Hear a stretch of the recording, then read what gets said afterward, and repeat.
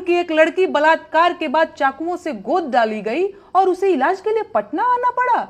ये सवाल नहीं पूछा जाना चाहिए कि मुजफ्फरपुर में अच्छा अस्पताल क्यों नहीं है, बच्ची का इलाज वही क्यों नहीं हो पाया।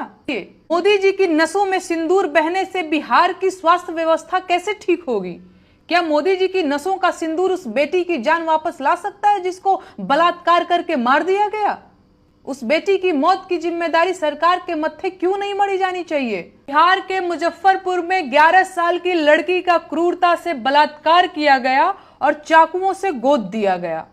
अंतिम सांसें ले रही लड़की की एम्बुलेंस पटना के सबसे बड़े सरकारी हॉस्पिटल पीएमसीएच के बाहर करीब 4 घंटों तक इसलिए खड़ी रही क्योंकि हॉस्पिटल में बेड नहीं था और कल वो लड़की मर गई। ये है बिहार की हकीकत।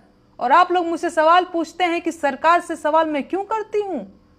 मैं सवाल इसलिए करती हूं क्योंकि जिन्हें सवाल करना चाहिए वो लोग सरकार की चापलूसी और दलाली कर रहे हैं।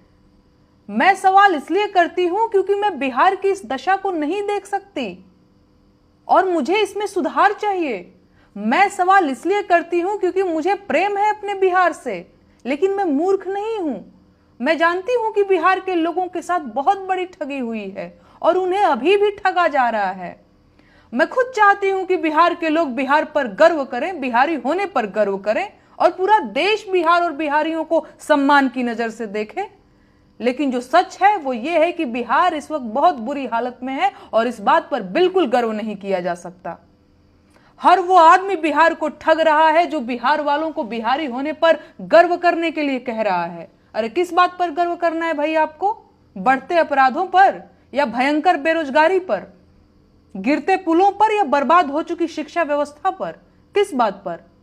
मुजफ्फरपुर की एक लड़की बलात्कार के बाद चाकुओं से गोद डाली गई और उसे इलाज के लिए पटना आना पड़ा।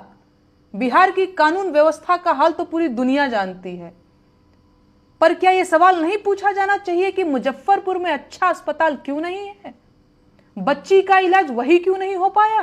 कौन पूछेगा यह सवाल?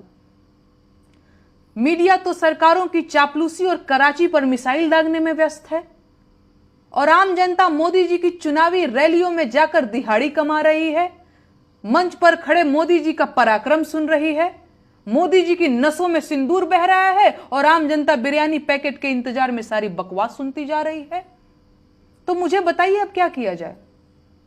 सवाल पूछना छोड़ दिया जाए? सत्ता में बैठे लोग तो यही चाहते हैं, इसीलिए तो एक सवाल पूछने पर एफआईआर करवाते हैं, इसीलिए तो मुझे गालियां देते हैं क्योंकि उनके पास मेरे सवालों का कोई जवाब नहीं है। इसीलिए तो वो सवाल पूछने वाली सारी आवाजों को लालच देकर और डर दिखाकर बंद कराना चाहते हैं।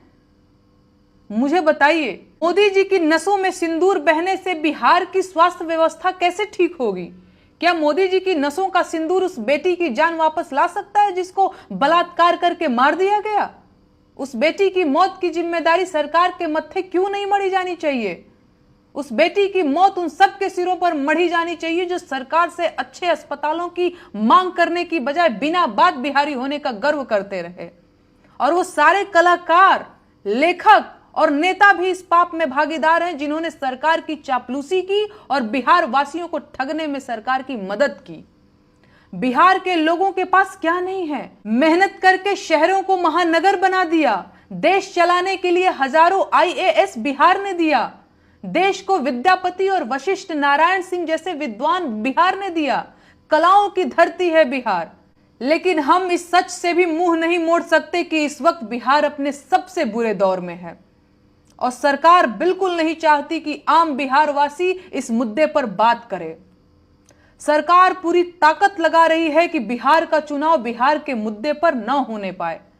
पहलगाम हमला सरकार की नाकामी थी, लेकिन सरकार उसे भी चुनाव में भुनाना चाहती है। बिहार के लोगों को यह बात गांठ बांध लेनी चाहिए कि बिहार की असली समस्या बेरोजगारी, अशिक्षा, खराब स्वास्थ्य व्यवस्था, खराब अस्पताल, खराब शिक्षा व्यवस्था, बढ़ते अपराध और भयानक भ्रष्टाचार है। बिहार के लोगों को इन्हीं मुद्दों पर न सिर्फ वोट देना होगा बल्कि बिहार की इस दुर्दशा पर सवाल भी पूछना होगा और उन लोगों से बिहार वासियों को बेहद सतर्क हो जाने की जरूरत है जो बिहार के लोगों को फर्जी गर्व करने के लिए कहते हैं।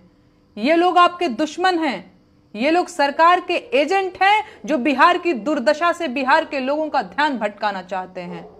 सबसे पहले बिहार को गर्व करने लायक बनाइए, खराब चीजों को ठीक कीजिए, उसके बाद ऐसा गर्व कीजिए कि पूरी दुनिया देखती रह जाए।